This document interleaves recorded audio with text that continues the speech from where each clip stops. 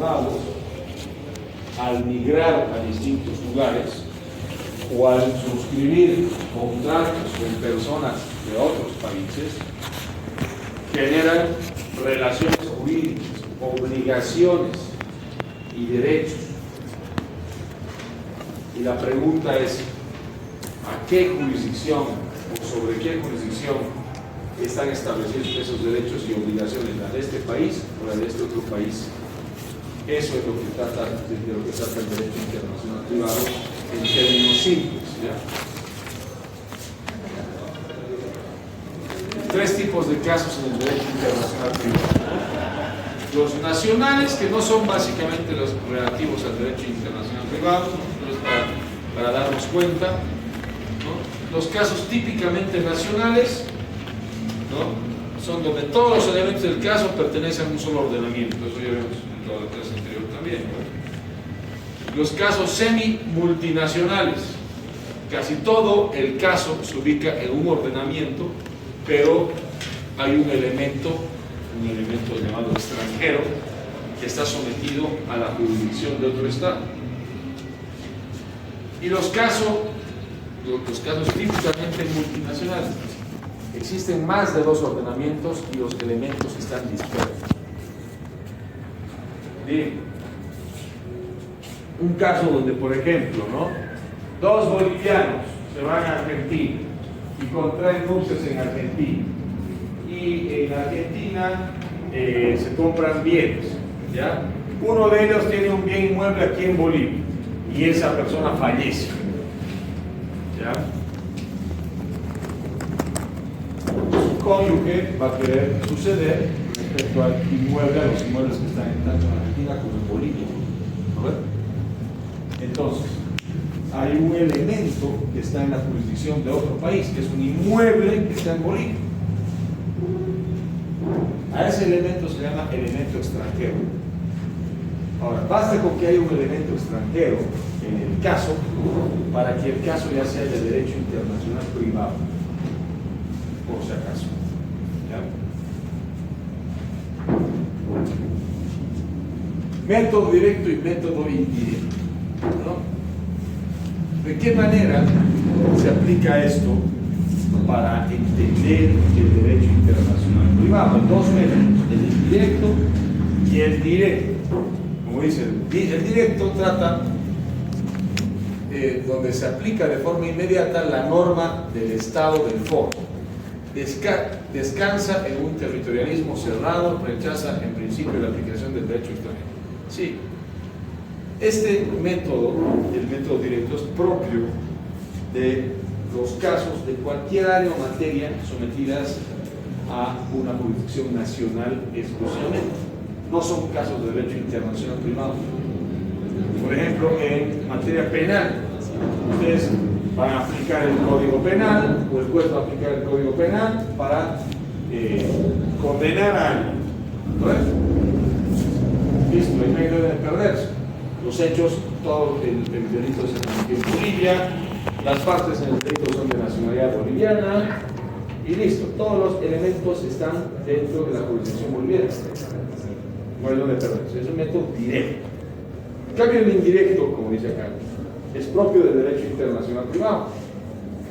Usa normas de conflicto para determinar qué derechos se aplican, si el derecho de este país o de este otro país.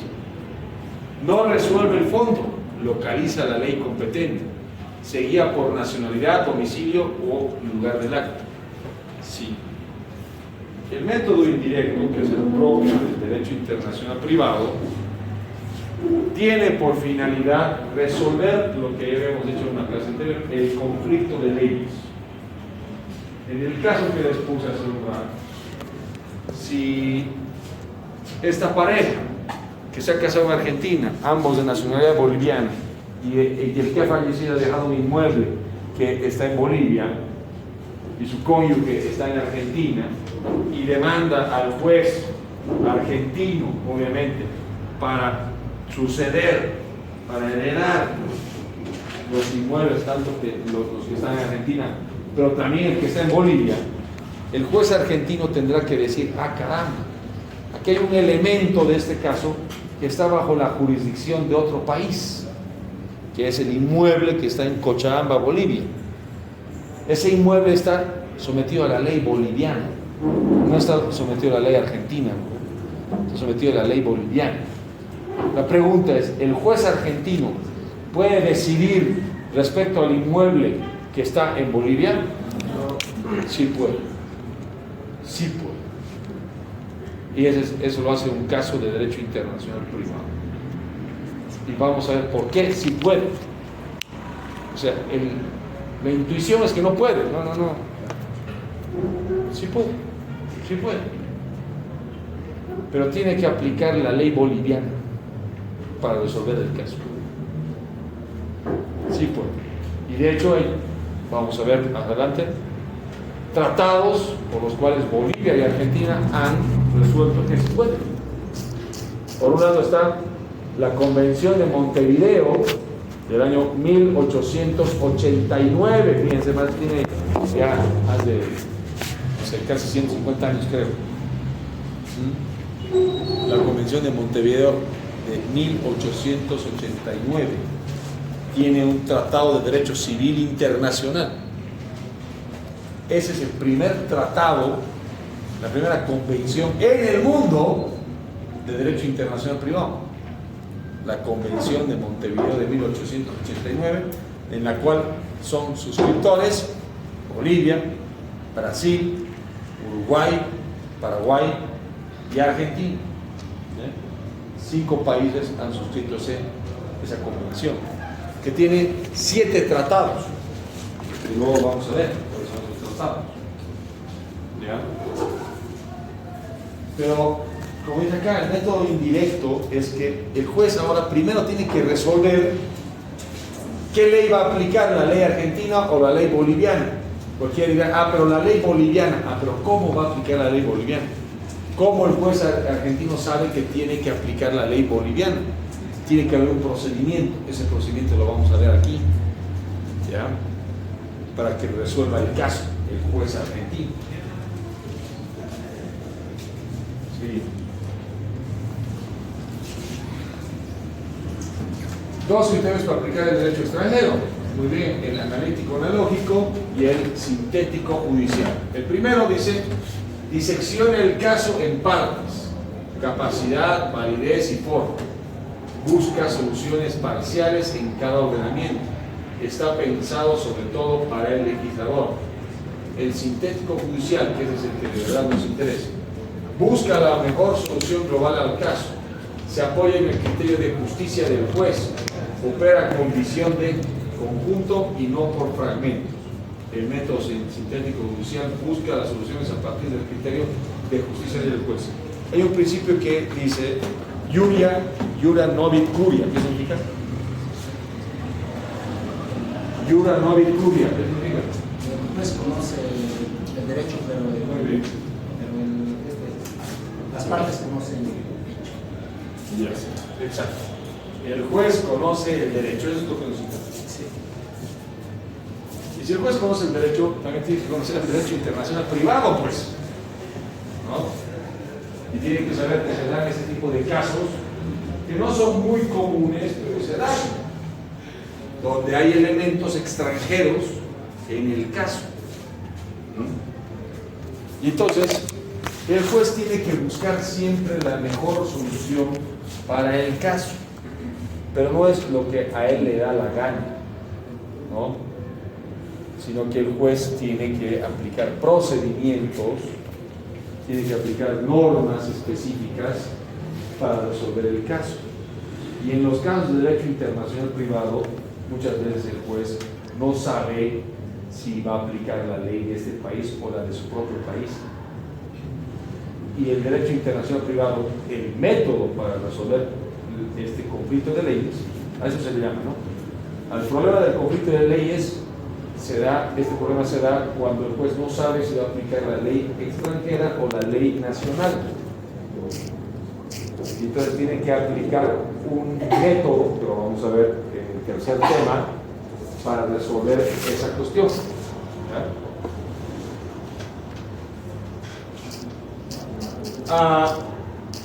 En el texto hay un subtítulo que nos dice que el derecho internacional privado es un campo, es un término en inglés, in between, entre ordenamientos jurídicos.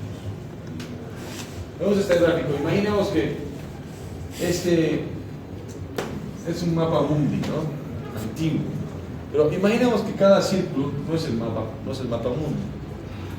Es el ordenamiento jurídico de un país. Ordenamiento jurídico argentino, ordenamiento jurídico boliviano. ¿Ya? El derecho internacional privado está aquí, entre los dos. Las normas del derecho internacional privado es un campo jurídico in between, entre, ¿no? Entre ordenamientos. O sea, el ordenamiento jurídico de un país B como el ordenamiento jurídico de un país A, el derecho internacional privado está al medio, ¿ya? Sus normas están al medio. Y muchas de sus normas provienen de tratados internacionales, como el que les he señalado, la Convención de Montevideo de 1889. Otro gran tratado que Bolivia ha suscrito es el famoso, o el llamado, Código Bustamante, que en realidad es la Convención de La Habana sobre Derecho Internacional Privado de 1928. O sea, ya tiene casi 100 años, esa Convención de La Habana, donde los países de toda América esta vez, se han puesto de acuerdo de qué reglas debe seguir un juez para resolver un caso de derecho internacional privado. ¿Ya? Si tiene alguna pregunta, hace rato levantan la mano y me la hacen. Entonces, el derecho internacional privado no es un subsistema autónomo, es un conjunto de normas dispersas, no jerarquizadas, presentes en varios ordenamientos y activadas por conflictos privados de carácter multi o transnacional. Sí, por si acaso, varias normas de derecho internacional privado que están en los tratados internacionales, pero también hay normas de derecho internacional privado que están en la legislación nacional. Está en la legislación nacional. Les pongo un ejemplo. Tienen el Código Civil, busquen el artículo 1143 del Código Civil. ¿Quién tenga el Código Civil en su celular o lo haya traído a mano?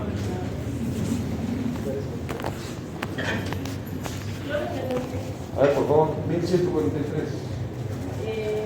Artículo 1143. Leyes a que están, de los testamentos extranjeros o celebrados en países extranjeros. Artículo 1143. Leyes a que están sometidos. Parágrafo primero. Se conformarán a las reglas convenidas en los tratados que celebre la República y a falta de ellos a la ley boliviana y subsidiariamente a las normas del derecho internacional privado. Numeral 1. Los testamentos otorgados en Bolivia por súbditos extranjeros. Numeral 2. Los testamentos otorgados en el extranjero para que surtan sus efectos en Bolivia. Gracias. Ahí dice clarito. Los testamentos otorgados en el extranjero tendrán validez en Bolivia para que puedan surtir efectos en Bolivia. Esta es una norma de derecho internacional privado.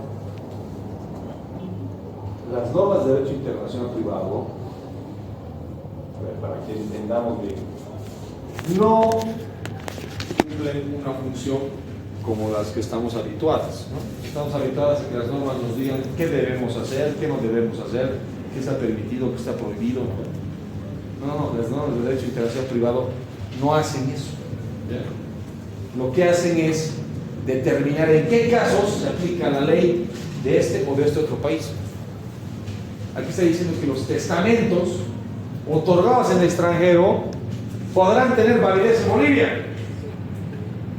¿Entienden? O sea, son normas habilitantes.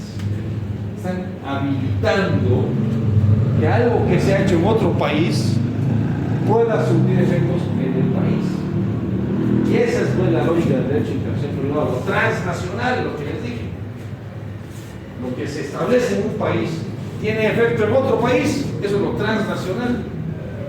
supera las fronteras, las barreras territoriales, ¿no? Entonces ahí está un ejemplo de una norma de derecho internacional privado que está en la legislación nacional, no en un tratado. Por si acaso, hay otra diferencia, esa es otra diferencia con el derecho internacional público. En el derecho internacional público, todas sus normas del derecho internacional público están en tratados o en la costumbre internacional, no están en la legislación nacional.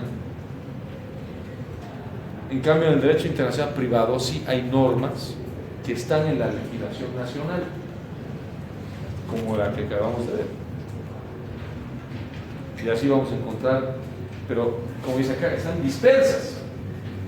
Les comentaba en una clase que hay países como Venezuela que lo que han hecho es codificar sus normas de derecho internacional privado, lo han convertido en un código de derecho internacional privado para que no estén dispersas en el Código Civil, en el Código Procesal Civil, en el Código de Comercio, en el Código de las Familias, como en nuestra legislación están dispersas. Y les comentaba que había un profesor de la Universidad de San Andrés, el profesor Salazar Paredes, que él hizo un proyecto de derecho internacional privado para que se unifique en un solo código las normas de derecho internacional privado y no estén dispersas como actualmente. Pero obviamente, si los alumnos de derecho apenas entienden derecho internacional privado, peor con los dictadores, ¿no?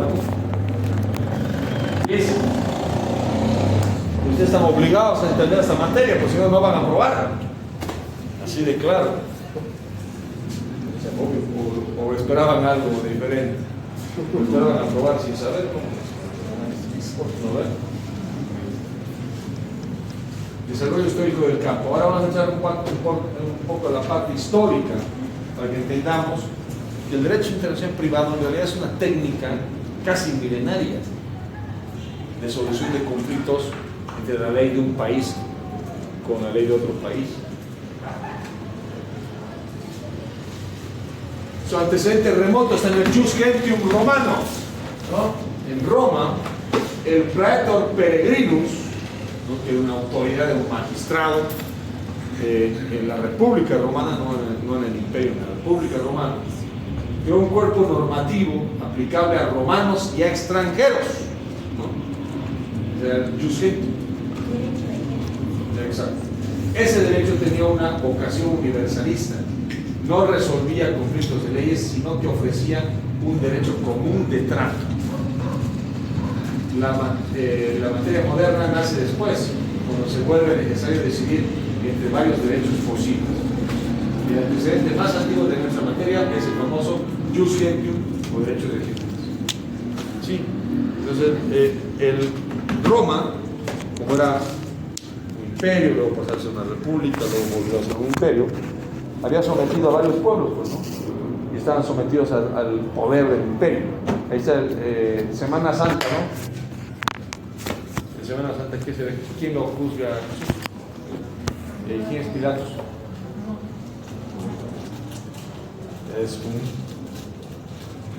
Es un prefecto de Roma, ¿no? Incluso ya había ahí la figura del prefecto. Era su hombre de confianza del César, ¿no? ¿Y quién era el César? El emperador, pues, de Roma, ¿no? Entonces ahí está. ¿Qué hace Pilatos con Jesús? ¿Qué hace? Ahí hay algo de derecho internacional privado muy, como les digo, en el caso del juicio de Jesús, a Jesús, muy rudimentario, un derecho internacional privado muy rudimentario. Porque ¿qué hace Pilatos? Dice, a ver, bueno, cuando le llevan los judíos a Jesús, le dicen, mátalo, condénalo a la cruz, no sé qué, crucifícalo, ¿no? Libera a Barrabás, ¿no? O sea, los tipos bien bolivianos, ¿no? Prefieren al maleante de verdad y eligen a un maleante de verdad y al hombre que no había hecho nada y ha hecho buenas cosas, lo quieren crucificar, ¿no? Bien bolivianos son judíos. Bueno, entonces, ¿verdad? Pues, ¿verdad? Pero él dice, yo no veo que haya hecho algo malo este hombre. Pilatos dijo eso. Este hombre no ha cometido ningún crimen. ¿Y qué quieren que lo condene, no? Ahí se vuelven locos los judíos. ¡Ah! Que se cree el Hijo de Dios. ¡Ah! Sacrilegio. ¡Ah! Y comienzan a convulsionar y ahí se asusta Pilatos, ¿no? Y dice, puta, por un tipo no voy a poner en riesgo aquí el imperio romano, ¿no? Que está dominando aquí en Judea, ¿no? Pues así se llamaba Israel, Judea, ¿no? Entonces, como que por la fuerza de la presión de la gente, decide condenarlo, no porque de verdad Jesús haya sido culpable.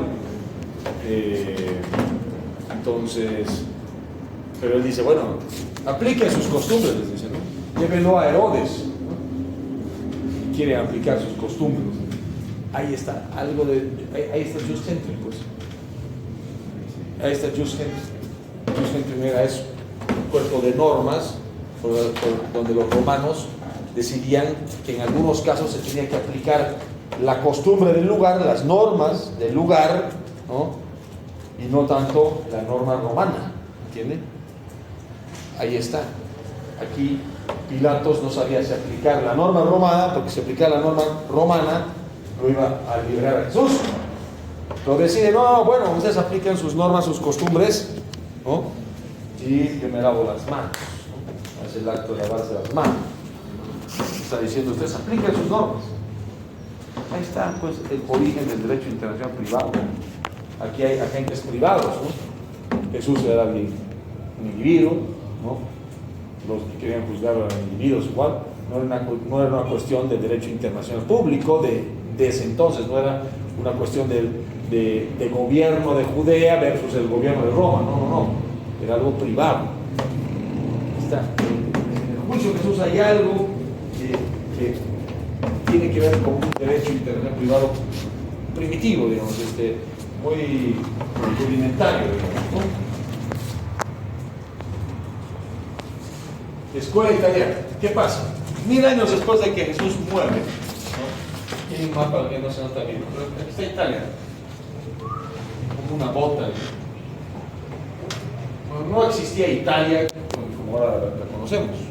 Estamos hablando del año 1100 después de Cristo.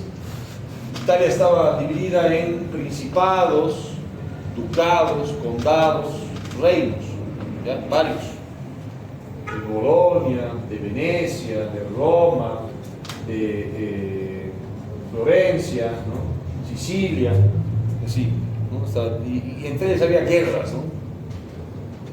Incluso los españoles intentaron también dominar Italia, hubo una guerra ahí por el siglo XVI, pero bueno, eso fue mucho después, ¿no?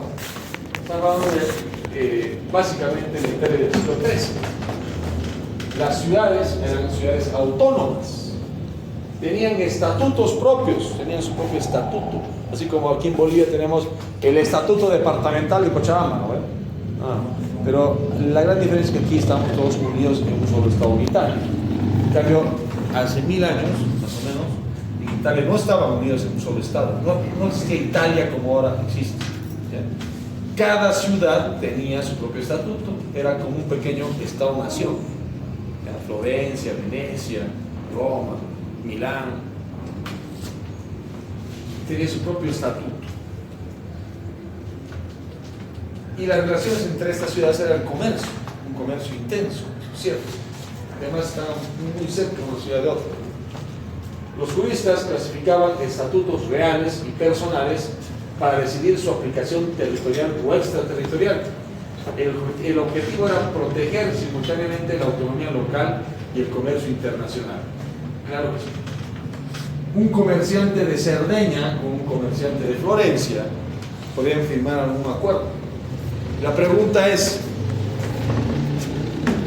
¿bajo qué estatuto o el de Cerdeña o el de Florencia se iba a someter ese acuerdo?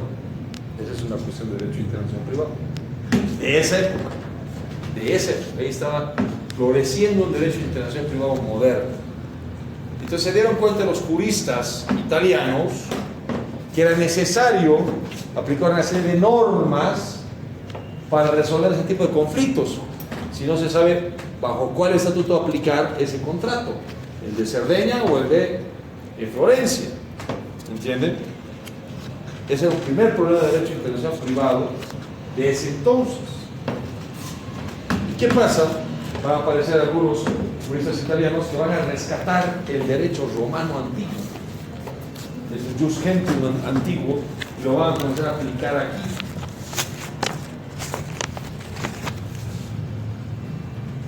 Pero bueno, una vez que pasa eso, ¿no? Pues acá, se respetaba la autonomía de cada ciudad y se protegía el desarrollo del comercio internacional, en un pequeño comercio internacional en la península itálica, ¿no?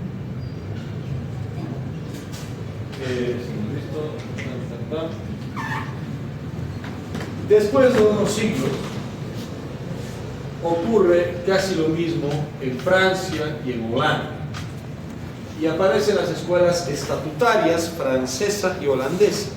Se llama así escuela estatutaria. La primera fue la italiana que vimos a su lado, escuela estatutaria italiana, y ahora aparecen la francesa y la holandesa. Hay dos autores, de Morán y de Argentré, que resaltan que son historiadores, digamos, ¿no? Que ellos han rescatado cómo en Francia y en Holanda se resolvía este tipo de conflictos. De Morán resalta la posibilidad de elegir el derecho aplicado. En Francia ya comenzaron a establecer que las partes tenían el derecho de elegir si su contrato se sometía al de este lugar o al de este otro lugar, a ese estatuto o a este otro estatuto. ¿Entienden? O al estatuto de París o al estatuto de Lyon. ¿Entienden? Que igual estamos en la Edad Media, por si acaso. En la Edad Media no existía pues Francia, como ahora conocemos Francia, un estado unitario, ¿no? Eran feudos. En cada feudo mandaba un señor feudal. Y lo mismo en España posteriormente, ¿no? Era igual, España no existía. Era el reino de Castilla y el reino de Aragón, ¿no?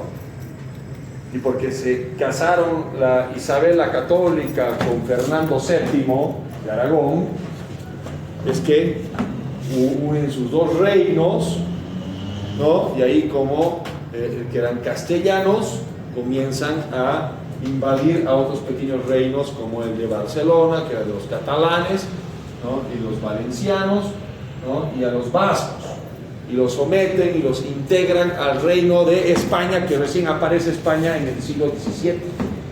¿Ya? Antes no existía España, era el reino de Castilla, el reino de Aragón.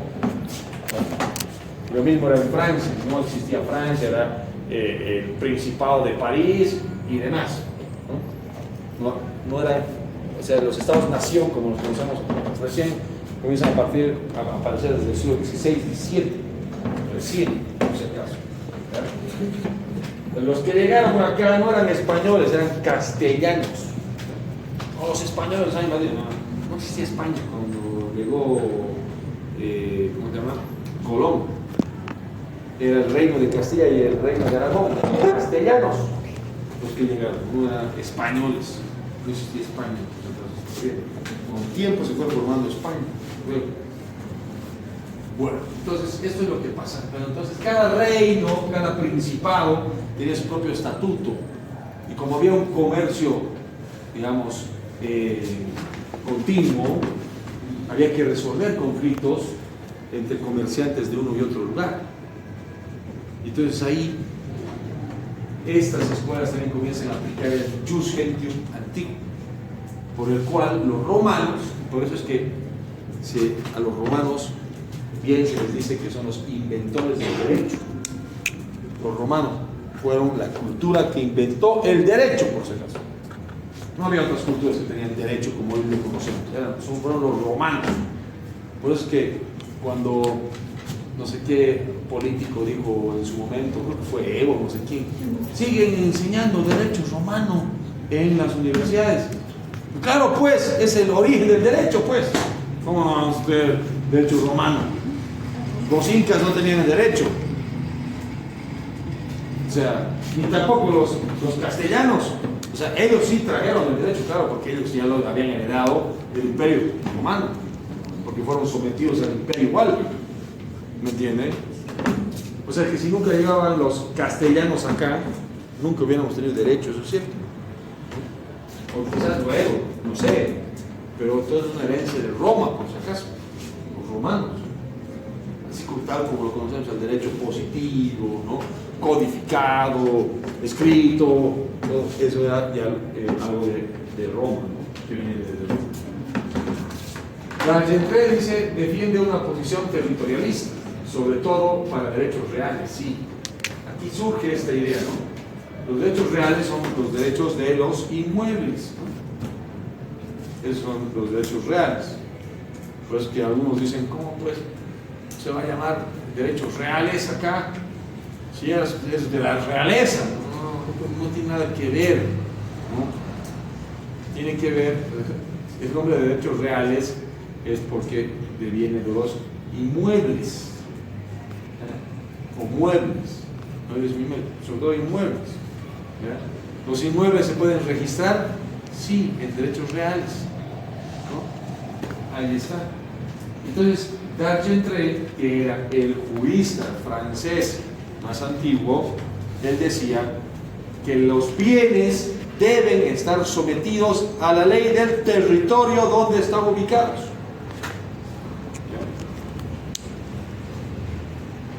Pues los inmuebles se rigen, se someten a la ley del lugar donde están ubicados. ¿Ya? La excepción aparece en estatutos personales puros, pero eso no es interesante. Ulrico Huber, que fue un holandés, él ya en los Países Bajos, ¿qué aportó Huber? Dice, las leyes reinan dentro del territorio del Estado. Muy bien, territorialismo. Fuera de él, fuera del Estado, solo producen efectos por cortesía. Huber dice, si en el otro país, el juez del otro país en algún caso va a aplicar el derecho de nuestro país, nosotros lo tenemos que hacer también en casos similares. Tenemos que aplicar el derecho del otro país, la ley del otro país, por cortesía, porque los otros también lo han hecho. ¿Ya? Así surge desde el siglo XIV, que es donde Huber planteó esto, la tradición es que luego ya se fue juridificando, se fue convirtiendo en norma, ¿ya? Que no es solo simple cortesía. Esa cortesía anticipa la idea futura de reciprocidad. Ese es uno de los pilares del derecho internacional privado, la reciprocidad. Si el juez de otro país aplica la ley de tu estado en determinados casos, tú también estás obligado a aplicar la ley del otro país en ese caso similar, en un caso similar.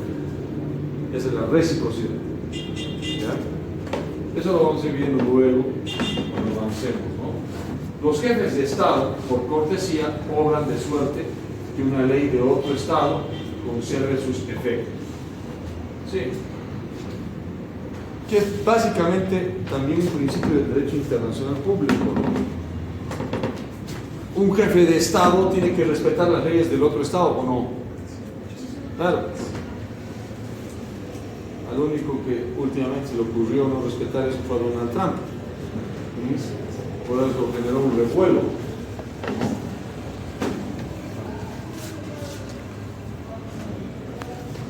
Savigny, ya posteriormente, ya en el siglo XIX, dando un salto en el tiempo. Savigny fue un gran jurista ya, alemán. Gran jurista. Uno de los grandes teóricos del derecho, porque también dio grandes aportes al derecho internacional privado. ¿Qué decía Savigny? Para saber qué derecho aplicar, si de este país o de este otro país, en un caso determinado, primero hay que conocer la naturaleza jurídica del caso, de qué trata el caso. Si es un caso de bienes únicamente, si es un caso de sucesiones, si es un caso sobre matrimonio, si es un caso sobre aplicación o validez de un testamento, o si es un caso de la eficacia del contrato, o si es un caso de validez del contrato, que es diferente. El juez tiene que saber de qué trata el caso, cuál es la naturaleza del caso. Toda relación tiene un asiento, en alemán Sitz, que la localiza dentro de un orden jurídico. Sí. Eso es algo muy importante, dice Savini. Aunque el caso sea derecho internacional privado, siempre va a haber una mayor parte de elementos del caso que van a estar sometidos a la jurisdicción de un país. Entonces, claro, como en el caso que les puse, ¿no? De los dos bolivianos que fueron a Argentina y que uno falleció y que allá se casaron, allá tuvieron hijos, allá falleció el cónyuge, ¿no? Allá tienen propiedades, o sea, hay varias propiedades, varios elementos del caso sometidos a la jurisdicción argentina. Hay un solo elemento sometido a la jurisdicción boliviana, es un inmueble que está en Bolivia, nada más. ¿Entienden? Entonces, en un Savini, el juez a la hora de determinar el caso tiene que darse cuenta cuál es el asiento del caso. El asiento es el lugar donde más propiedades o elementos tiene el caso. En este caso es Argentina. ¿Entienden? Solo el orden público limita la aplicación del derecho extranjero. Claro que sí. Ya Savini dijo, ¿será que en todos los casos un juez puede aplicar una ley extranjera? Dice no. ¿Qué pasa si la ley extranjera contraviene la costumbre del propio país, contraviene los principios constitucionales de un país? En esos casos, pues, Savini dice, el juez debe abstenerse de aplicar la ley extranjera. El juez no puede ir en contra de su ley nacional. Solo puedes aplicar la ley de otro país, siempre que no vulnere el derecho de tu país. Eso ya lo avisó Savini hace más de 150 años. ¿Ok? Seguimos. Hay otros autores, Mancini y Gita. Mancini era un italiano, ¿ya?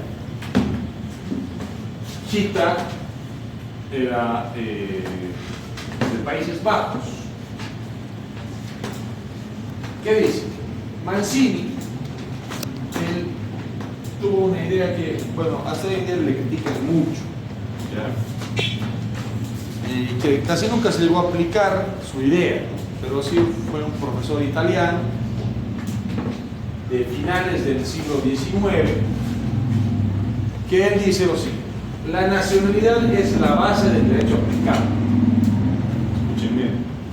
El sujeto sigue unido a su derecho nacional aún fuera del Estado. Persigue, además, un objetivo político de unidad italiana. Mancini, claro, este señor vivió en la época en la que Italia se estaba unificando, pero que había un largo proceso de negociación, que Italia recién termina de unificarse a principios del siglo XX, porque es un estado casi nuevo, más nuevo que Bolivia, es por el caso de Italia, solo que sus ciudades son tan antiguas, ¿no? Pero como estado-nación se termina de unificar a principios del siglo XX recién en Italia. Bolivia, cuando ya existía, en 1825, ¿no? Pero dicen, pero Roma es antiguo. Claro, la ciudad de Roma es súper antigua, tenía como más de 2000 años, obviamente, pero la ciudad de Roma, ¿no? En cambio, el Estado italiano es mucho más nuevo.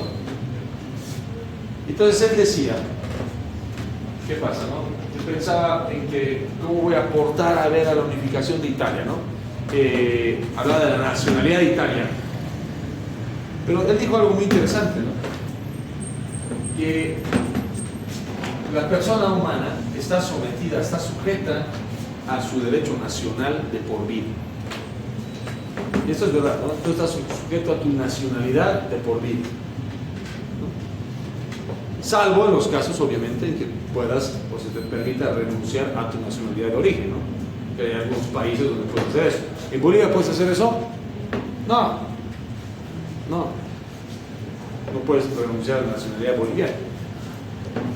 Pero también fue mucho más allá eso. Dice, la nacionalidad es la base del derecho aplicable.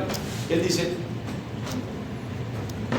si un extranjero comete delitos, por ejemplo, en Bolivia, se lo debe juzgar de acuerdo a la ley de su país del extranjero. ¿Les parece eso razonable? Y eso es porque fue muy criticado Mancini por eso. Pero él dice, no, pero es que el extranjero está sometido a su ley nacional, dice. Un ratito. De hecho, como vamos a ver luego, en la Convención de Montevideo de 1889 hay un artículo que dice claramente: los extranjeros están sometidos a la ley del lugar donde tienen su domicilio o donde cometen los hechos. Si un extranjero, un colombiano aquí, se es sorprendido con kilos de marihuana, según Mancini tendríamos que juzgarlo de acuerdo a la ley colombiana, ¿no? Eso ya no es razonable, ¿no? Quita, dice, distingue casos nacionales, relativamente internacionales y absolutamente internacionales. Sí, gracias a distinción, ¿no? Para los segundos, ¿no?, los relativamente internacionales, usa un método individual. Para los terceros, un método universal. La meta es una solución justa al caso, ¿no? La nacionalidad se constituye en la base del derecho internacional. Será un caso absolutamente internacional cuando sus elementos se encuentren dispersos. Cuando varios de sus elementos estén dispersos en este lugar, o en este otro país, y así, ¿no? Y cuando veamos la primera práctica ya vamos a comenzar a entenderle mejor. En Estados Unidos, la escuela anglosajona. Llegó a Estados Unidos esto, de hecho, quisiera ver cómo se hace una película, pero no sé si nos va a alcanzar el tiempo, pero es larga una película. Se llama La Amistad. Cualquiera que vea esa película no se da cuenta, solo el que conoce el derecho internacional privado se puede dar cuenta que ese caso también es un caso de derecho internacional privado. Se trata de un barco de esclavos que llega a Estados Unidos, ¿ya?, de esclavos africanos en el siglo XIX, principios del siglo XIX, ¿ya? Y esos esclavos africanos se liberan de sus opresores españoles en alta mar. El primero fue que los opresores portugueses los agarran en el África, los esclavizan, los someten y los llevan a Cuba. Y en Cuba los venden a españoles, ¿ya? Y ellos en alta mar logran liberarse, matan a los españoles. Como no sabían nada de navegación, su barco pues pierde el rumbo y van sin querer hasta las costas de los Estados Unidos, ¿no?, a principios del siglo XIX, que ya existía Estados Unidos, ¿no?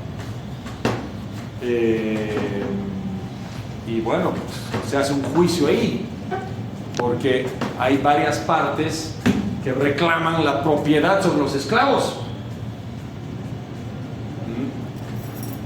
El Reino de España, por un lado, los españoles que sobrevivieron, que eran dos creo, que reclamaron la propiedad, el mismo gobierno de Estados Unidos por haberlos incautado, y no sé quién más, hay uno más, ya no me acuerdo bien porque vi hace años. Pero claro, la película trata de los derechos humanos, ¿no? Trata de ir en contra del racismo. Ese es el tema, ¿no? De cómo en la historia se ha llegado a humillar tanto a los africanos, ¿no?, hasta reducidos a la esclavitud, ¿no? Pero alguien que conoce el derecho internacional privado se da cuenta que el juicio que se establece en primera instancia es un juicio del derecho internacional privado, porque el juez tiene que resolver qué ley aplicar, si la ley africana, la ley de Cuba o la ley de Estados Unidos o la ley española, porque cada una de las partes reclama aplicar, que se aplique la ley de esos lugares. Pero alguien que no sabe derecho internacional privado ni se da cuenta de eso. ¿No? ¿Quieren ver la película o no? Sí. Vamos a tomar 2 clases. Está bien, A ver, veremos pues. Veremos, pero acabaremos la primera práctica y vemos. ¿Ya? ¿Está bien? Pero vamos a ver que dura 3 horas. Es largo. Bueno, no, en 2 clases no puedes perder más, ¿no? Y vamos a hacer un trabajo entonces de esa película, por si acaso. Entonces estamos justo este gringo, que es Joseph Story, que fue un juez en los Estados Unidos, que fue el primer juez de los Estados Unidos que desarrolló casos, que resolvió casos relativos al derecho internacional privado. ¿Ya? ¿Y a qué no saben? Justo en el caso que les estoy comentando, Joseph Story ya estaba viejito y él llegó a ser magistrado de la Corte Suprema de los Estados Unidos y está en el caso. Él conoce el caso de la película. Es uno de los jueces que luego van a ver ahí cuando llegue el caso a la Corte Suprema, cuando llegue hasta la Corte Suprema. Bueno, ¿qué dice el Story, no? Dice, en los sistemas anglosajones el razonamiento judicial precede a la codificación civil. En Estados Unidos y en todos los países anglófonos no hay codificación, no es lo más importante la norma codificada, lo más importante es el precedente judicial, ¿no? Ese es el sistema jurídico de sus países, como los jueces o anteriores jueces y superiores en jerarquía han resuelto casos similares en el pasado. Eso es lo que aplica, ¿no? Precedentes judiciales. La regla simple fue: si el caso ocurre en territorio inglés, rige su derecho. Si ocurre fuera, rige el competente externo, es decir, el del otro país. Depende de dónde ocurrió el hecho. Y vamos a ver que la película tiene que ver con eso también. Van a ver el abogado de los africanos qué esfuerzo hace para indagar dónde han ocurrido los hechos, dónde los han apresado a ellos. Si el territorio donde los han apresado prohibía la esclavitud o no, porque si prohibía la esclavitud, los han esclavizado ilegalmente. ¿Entienden? Y esa película es buenísima porque además permite entender cuál es la diferencia entre el derecho natural y el derecho positivo. En el derecho natural supuestamente son normas de justicia universales, ¿no? Pero el derecho positivo son el derecho escrito sometido al poder de un Estado, ¿no? Está muy buena esa película, ¿no? Además tiene actorazos, ¿no? Está Anthony Hopkins, está los que se llaman nosotros, ya los van a reconocer, son muy buenos. Para mí el actorazo es Anthony Hopkins, ¿no? Está Morgan Freeman más. Morgan Freeman y hay otro que no me acuerdo su nombre, es conocido. Bueno, Story, el juez norteamericano, refuerza el vínculo entre soberanía y territorio y deja la eficacia extraterritorial al consentimiento expreso o tácito. ¿Qué dice? ¿Qué quiere decir esto, no? Según el juez Story, lo importante es dónde ocurrieron los hechos. Si ocurrieron en un lugar, esos hechos están ineludiblemente vinculados a las leyes de ese lugar. ¿Ya? En cambio, en el caso de contratos, por ejemplo, las partes pueden elegir, dice Story, por eso es que Estados Unidos siempre dio lugar a un comercio internacional muy fluido. Las partes pueden elegir qué derecho aplicar a su contrato, el de este país o el de este otro país. Por lo tanto, ahí opera el criterio de extraterritorialidad, ¿no? Si las partes pueden elegir la ley del otro país, eso ya es extraterritorial. ¿Entienden? Bueno, creo que ya estamos terminando. 2 diapositivas más. Definición del derecho internacional privado, listo. Después de toda esta historia larga, ¿qué rayos es el derecho internacional privado? ¿No? Y vamos a ver alguna definición, pero bueno, muy simple. Por un lado, ¿en qué más o menos concuerdan la mayoría de los autores? Un conjunto de usos del sistema normativo de base estatal que permite la aplicación o validez transnacional del derecho privado extranjero. ¿Qué quiere decir esto? Son normas que están vigentes en un país, en las cuales se puede basar un juez para aplicar la ley de otro país en un caso determinado. ¿Ya? Entonces, el juez de un país solo puede aplicar la ley de otro país si las normas de su país le habilitan a hacer eso. ¿Ya? Definición convencional citada. Hay un autor, Migoyet, que es un español, y Salazar Paredes, el boliviano, en que concuerdan ambos, ¿no? Que son principios y normas que determinan la nacionalidad, la condición jurídica del extranjero y resuelven conflictos de leyes y jurisdicciones. Este es lo más importante, ¿no? El derecho internacional privado resuelve estos dos tipos de problemas. ¿Qué ley es aplicable? ¿Y qué juez es el competente? ¿El juez de este país o el de este otro país?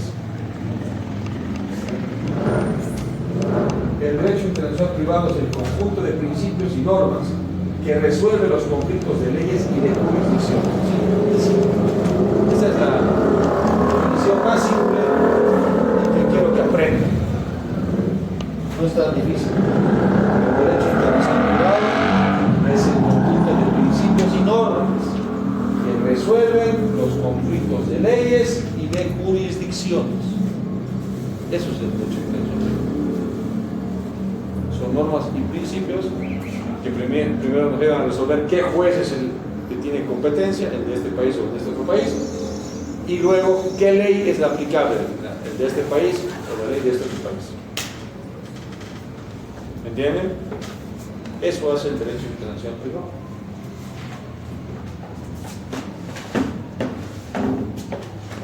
Bien. Última diapositiva. Esas son las preguntas, pero directamente vamos a irnos al caso. Es un caso, estas preguntas no las vamos a resolver, directamente vamos a resolver el caso en la próxima clase. ¿Bien? Es el caso de un boliviano casado en Bolivia y divorciado en España, que retorna al país y desea volver a casarse. Eso está en el texto, se pasa al final del tema, y eso vamos a resolver en la próxima clase, ¿ok? Así que, ojo, ya les digo, solo voy a recibir trabajos que yo firme y solo van a poder subir a Classroom los trabajos firmados por mí. Pero tienen que venir a esa clase, sí o sí. Solo van a hacer la práctica. Si la práctica la acaban en media hora, se puede en media hora. Si la acaban en una hora, se va en una hora. Si la acaban en una hora y media, ni modo. Ya está. ¿Ya? Por ser la primera práctica no es tan difícil. ¿Ya? Pero tal vez les sea difícil porque va a ser el primer caso que van a resolver. Pero lo van a resolver bajo mi tutela, con mi orientación. ¿Ya? No los voy a dejar como huerto. ¿Listo? La próxima clase es de lunes, ¿no? Lunes, ya nosotros el lunes, por si acaso, lunes aquí. ¿Ya? Avisen a sus compañeros. Por si acaso no les voy a aceptar a nadie cuando me vengan y me digan, doctor, por favor, repele, por favor. Lo siento. Aquí en el aula. ¿Listo?